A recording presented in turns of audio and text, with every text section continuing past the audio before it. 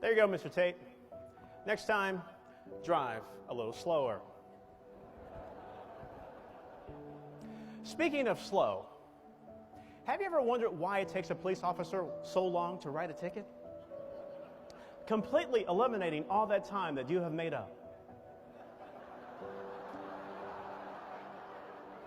I said to myself, it's going to be one of those days. But I did the math, and there was still time for me to make the noon flight to Phoenix, Arizona. All I had to do was park my car, go through security, and off to the gate. As luck would have it, I found the parking spot right away. But when I made it to security, there were lines as far as the eye could see. For the first time in aviation history, United had decided to enforce the 2-bag limit.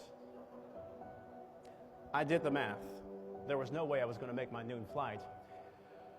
It's going to be one of those days. Now I was upset with United. It was because of their policy that I was going to miss my flight. At least that was going to be my story. I looked on the departure board. There was a 2 o'clock flight to Phoenix. If I made that flight, I could still make my meeting. I said to myself, I'm a frequent flyer with United. I've paid tens of thousands of dollars with this airlines. They had better figure out a way to get me on that plane. Otherwise, I'm going to give them a piece of my mind. I made it over to customer service. In front of me, there was a couple, a tall young man and his girlfriend. The conversation between the tall young man and the customer service agent went something like this. What do you mean there's no room for us on the 2 o'clock flight to Phoenix? It's because of United Airlines I missed our connection in the first place. I'm a frequent flyer. I've spent tens of thousands of dollars on this airlines. You had better figure out a way to get us on that plane. The customer service agent said, sir, the next flight where I can get both of you on the flight is at 6 o'clock. He said, do the math, lady. The wedding is at 5. Then he committed the unpardonable sin. He called her the B word. And the silence was deafening. Then he stormed off. And I was next. Oh boy, it's going to be. I made eye contact with the customer service agent. And all of a sudden it occurred to me that she was trying to do the best that she could. She was trying to provide for her family just like me. I was no better than her. I made eye contact with her and I said, ma'am, take your time. I'm in no hurry. Not anymore. She said, sir, what can I do for you today? I says, ma'am, I couldn't help but overhear that the next flight to Phoenix is booked. If you could put me on any flight to Phoenix today, that would be fine. Her fingers danced across the keyboard, and she presented me with a ticket on the 2 o'clock flight to Phoenix. Hallelujah, hallelujah, woo! I really didn't do that, but it was close. I said, ma'am, thank you very much. And don't let it be one of those days. I had some time to kill, so I decided to go over to the food court. And who in line is ahead of me? The tall, angry young man and his girlfriend. I said to myself, boy, I hope they get his order right. I also thought to myself, someone ought to say something to that guy. Someone ought to give them a piece of their mind. Someone ought to do that. Then I heard this voice, and it said, Ed, if not you, then who? I hate when this happens.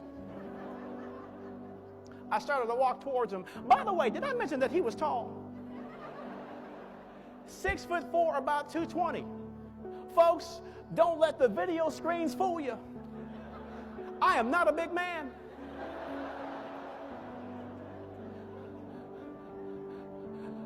I tapped him on the shoulder.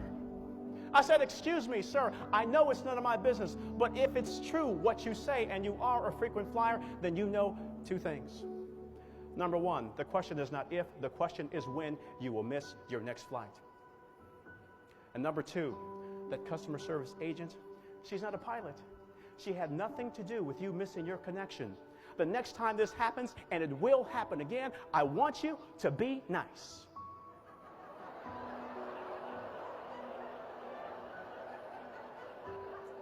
Then all of a sudden, pow! His girlfriend hit him in the arm and said, yeah, be nice. Now, some of y'all thought I got hit, didn't you? He walked away in stunned silence, rubbing his arm. Finally, I made it to the gate, and I noticed something unusual. Typically, a gate is manned by uniformed personnel. But on this particular occasion, in addition to them, there was a man in a suit. Now, usually suits mean trouble. And I thought to myself, well, maybe that customer service rep wasn't supposed to give me this ticket. I handed my ticket to the gate agent. And the gate agent whispers to the suit, this is the guy. I says, oh no, they're going to take my ticket.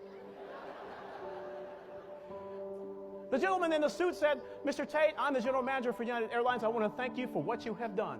As I reached up to shake his hand, I said, he's just trying to soften me up so he can take my ticket. I said, what am I being thanked for? He said, sir, one of our supervisors was at the food court, and she witnessed when you confronted the angry young man. You see, Mr. Tate, our number one priority is to get our passengers safely to their destination, and we do that every single day. Occasionally, we get them there on time.